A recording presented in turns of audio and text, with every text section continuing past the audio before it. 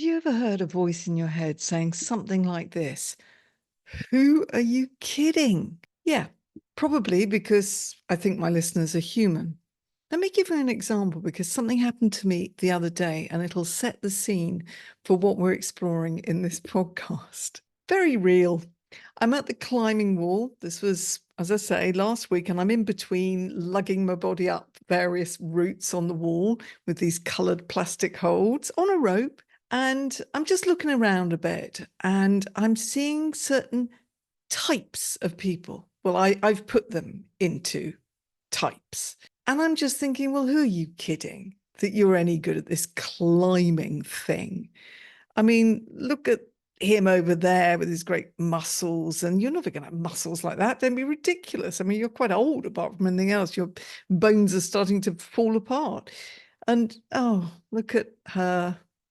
She's what I call that athletic type, sort of just very svelte and nimble, and probably in the netball team when she was at school, or hockey or whatever it was.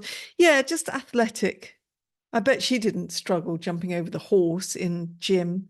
Oh, sorry, I've gone into a bad place. And then there's the type that I'm saying, oh, they're so brave, they're so daring, they're throwing themselves at the challenges. They don't care if they don't make that next hold. They're on a rope. What does it matter? But right. So probably the first person I related to there was, let's just say male. Let's just say somebody who's been doing this kind of thing, building their muscles for decades. Like, for instance, my husband, who I go climbing with, started when he was in his 20s. I started when I was 65.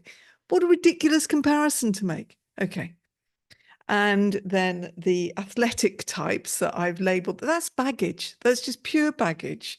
I'm stereotyping a group of people based on something that happened to me at school in games. I'll get to that in a minute because that's relevant. And then there's the brave ones, the crazy ones, the thrill seeker ones that were just chuck. Well, actually, some of those that I was looking at were little kids. And kids, if they've done this kind of thing right from an early age, if they've got the right encouragement, and maybe it's a bit of nature nurture, they don't have all the fears that we tend to have. I mean, they've got a fear of falling, that's innate, but they're not giving themselves all these scripts that people like me, older people, tend to give themselves.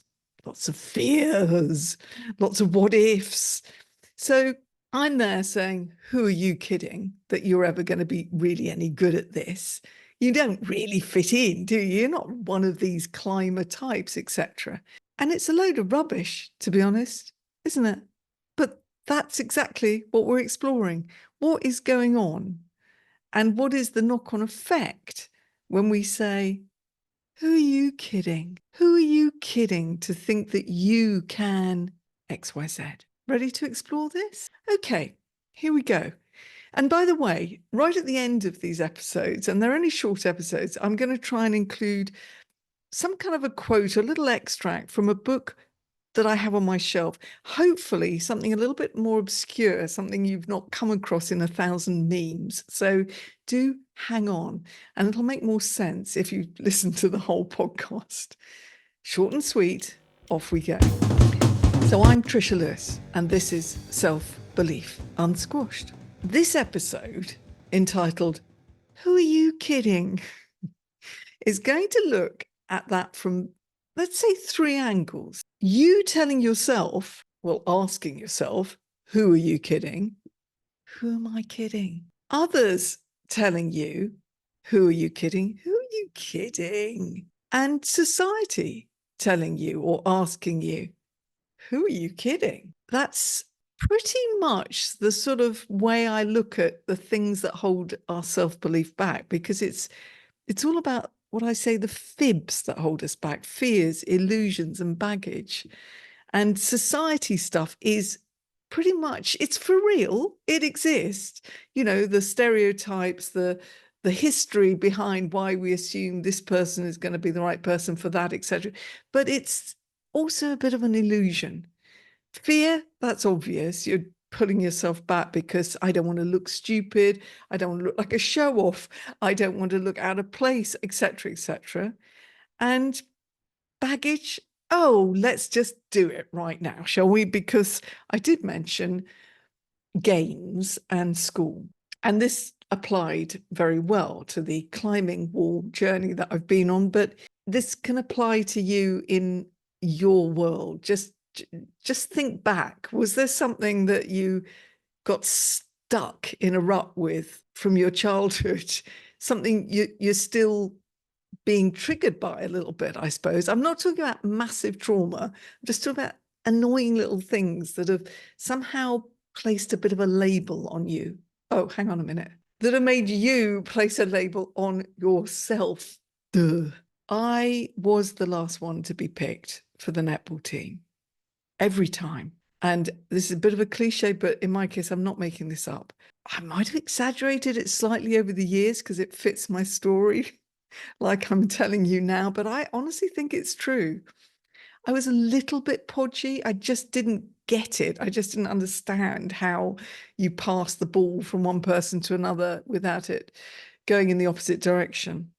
It was the same with all games, really. I just wasn't very brave. I didn't quite fit the running thing because I was a bit podgy and a bit asthmatic. Can you believe? That's quite a sad picture, isn't it? But there we go. That idea of I'm not sporty is ridiculously entrenched in me. And I am so glad that by doing this climbing, I have stepped out and decided to bash that self-imposed label down. But it's not surprising that it still comes into my little inner squasher head, especially if I'm feeling tired. If it's just a bad biorhythm day, if the moon is in a certain place, if the clouds are too heavy, if something's upset me in some other part of my world or the world, then I'm less resilient. And that's when those little triggery things work best. So that's possibly why I'm saying, who are you kidding to think that you can be any good at this sporty thing? Of course, I pushed through it. And that's what I want you to figure out during this episode, because sometimes we need to listen and think, actually, maybe this isn't for me. But whether we go ahead or whether we stop and change course, we need to know that we've really examined the evidence and that we're not making decisions on one of our down days, and that we go forward, therefore, positively, feeling, in control, empowered, if you like, even if it means changing course and not doing that thing. We can listen to the "who are you kidding" voice, but make it a much nicer voice, one that says, yeah, it's great that you're thinking of doing this, and your spirit of adventure and your exploring nature and curiosity, they're great bits of you. Yeah, don't dismiss it. But to be fair, this isn't really your thing, is it? Isn't there a better way of you moving forward that doesn't quite go down that road, but might go down this road, which is way more your thing? You see, that's not "who are you kidding," is it? No. Right, good. I'm glad we've established that. So let's have a look at what's going on when we feel like almost like a child. Let's use the word kidding. You feel a bit like a kid when you say things like, it's not fair. They're not going to pick me. I'm not part of the cool gang. And then you feel really stupid, weak, and pathetic because you have had these little voices going on in your head, which you know are childlike. So now the whole thing is worse because you're now beating yourself up for being useless and pathetic because you're saying these things, which are quite natural. You're only human. You get these little negative bleh. Okay, so stop the cascade, if you like, of this kind of almost emotional flooding situation. Stop it in its tracks and root yourself in some actual truth. Turn detective. So I can go back to school in my mind, in my imagination, and think, no, I wasn't chosen for the netball team, but I was actually chosen to be the captain for the debate that was held for my year. I was actually the one that gave the argument up on a stage in the speech hall at my big school. And yeah, I wasn't chosen by my Dram club that I used to be a member of to be Juliet in Romeo and Juliet, despite the fact that I was 15 and I thought I was ideally suited. But I was chosen to be Cordelia in King Lear a couple of years later. So just hang on. When this "who are you kidding" voice is kicking in, which is just such a squasher, try and refocus onto some actual truths. This might have not been something you were massively successful at, or that suited you, or you had other people encourage you with, or whatever it is. But this, hang on, this was great. You were really good at that, and maybe better than those other people would have been. Why do we do this to ourselves? It's just human brain wiring. We focus on negative stuff. I've said this over and over again. We are wired to do this because it's a survival instinct. We need to watch out for the things that can go wrong. And unfortunately, that bit of ancient wiring still kicks off when it doesn't need to. Useful sometimes, but not a lot of the time. So yeah, root stuff in actual truth. When you hear this voice, you've got to recognize the voice, you can't dismiss it, and then you've got to, as I say, put it all out on the forensics table and examine the evidence before you decide what to do next. And I've done this over and over again. I've done it at the climbing wall. I've done it with this podcast that I'm doing right now. Why did I take a break? Because something inside me felt I needed to change things up. I couldn't quite see the point. I don't have a massive audience. I know I've got some very classy listeners. Quality, not quantity, is, after all, what I would prefer. But I just somehow thought, oh, come on, who are you kidding? You're not really a very good podcast maker. I mean, you haven't got all the fancy editing gear. You're not finding really famous celebrities to interview. Yeah, you're not doing it like you should. You haven't got your clickbait titles and your, don't forget to subscribe stuff and your music under beds that are all very flat. No, who are you kidding? So after a break of considering other ways to occupy my life, I, apart from climbing, I came back because I thought, well, hang on a minute, I am good at podcast hosting. I even actually get paid sometimes to help host a podcast. I won't give you the details on that, but trust me, I am an actor, a performer. I have a good voice. I know how to hopefully engage an audience. I am good at interviewing. People have told me I'm good at getting stuff out of them, listening and really teasing those stories. So the only thing that you're saying, who are you kidding about, is, well, you're not in the top 3 on Spotify or iTunes, that you haven't got Oprah Winfrey on your interview list. I mean, what's going on there? Just relax. If you enjoy it, and if there are only 3 listeners out there, there is a point, and I'm not kidding anybody because I'm showing up completely as me, as you can tell. A little bit more rambling than I should be doing, but I'll try and edit. So that's just part of this. Remember that little kiddie voice saying, it's not fair, they're better than me, I'm not in the cool gang. Don't feel ashamed for thinking that, because everybody does that. They might not admit it, but everybody does. And just think to yourself, hang on, I'm having one of those bad days. Did I hear something horrid in the news this morning and it's kind of given me a bit of a feeling for the rest of the day? Is the weather humid, and that always makes me feel pathetic? And have I just been triggered by something from way, way, way back when? I'll give you another story. Other people almost saying to you, who are you kidding? It doesn't have to come initially from your own inner talk. I'm going to go back a long way here, but I do remember on my very last day at my secondary school, if you like, I'd just done GCSEs or O levels as they were, and one of them was art. And in my report that I'd just opened to look at, my art teacher, who, I'll be honest, wasn't very nice, said, I don't know why Patricia is doing art at A level in her new school. In other words, who is she kidding? She's no good at art. It was quite a downer, but I would like to say that I went on to do art A level for the next 2 years and I got an A grade. So I don't want to say so there, but yes, that's quite childish, but so there. The point is that people have their own reasons for saying things and sometimes they're valid.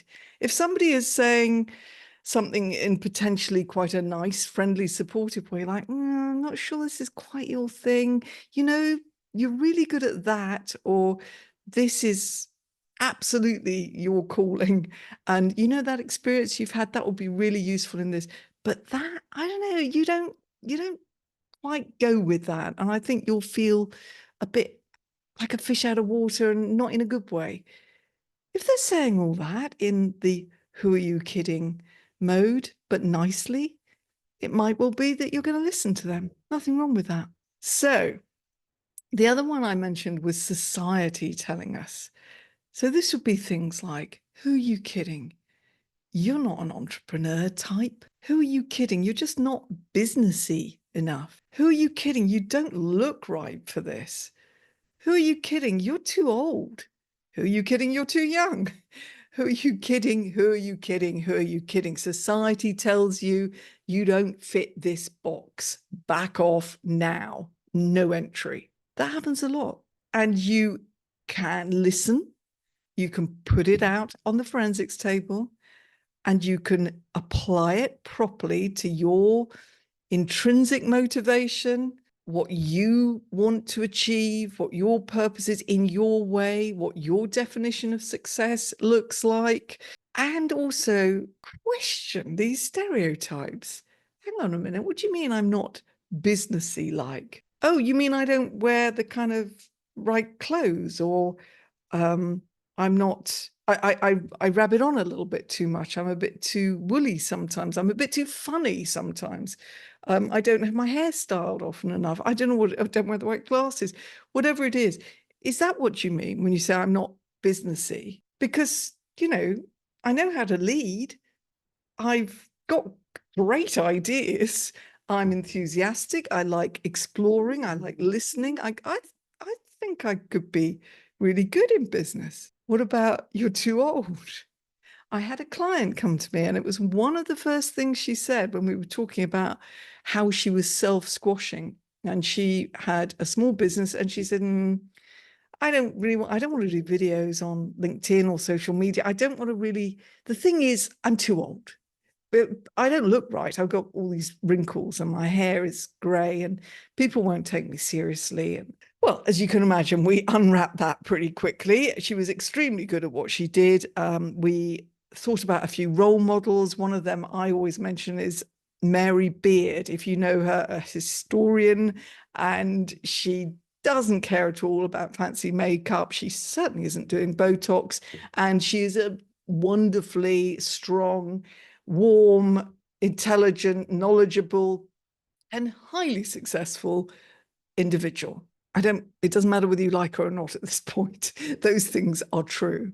And she's old. So I pointed out to her that in what she was doing, being too young would be more of a barrier. Her wisdom and experience was a huge asset.